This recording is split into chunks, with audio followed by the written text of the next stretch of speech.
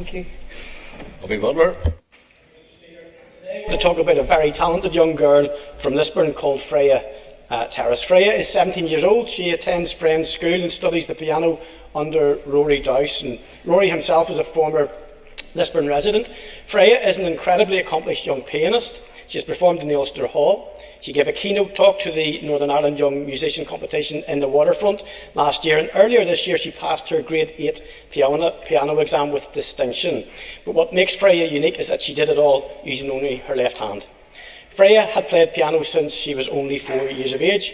She loved it, and she immersed herself in it so much that it had become a part of her identity. But sadly, a long-term injury and a surgery left her unable to play with her right hand, and most, Mr. Speaker, would have given up, and no one would have blamed Freya if she had done so. But Freya is cut from a different cloth, and she showed a herculean determination, a steadfast patience, spending years building up her technique from the foundations and learning to play at a high standard with only her left hand.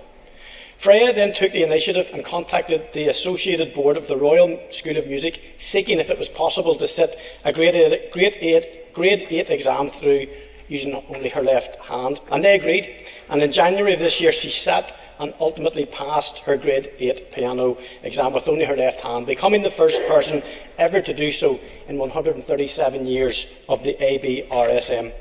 The story doesn't stop there, Mr. Speaker. As earlier this month, the ABRSM announced that their 27-28 piano syllabus, which for the first time will include a dedicated list of piano music for one-hand grades, from 1 to Grade 8. If anybody knows anything about music, then they'll certainly at Grade 8. That is a phenomenal standard.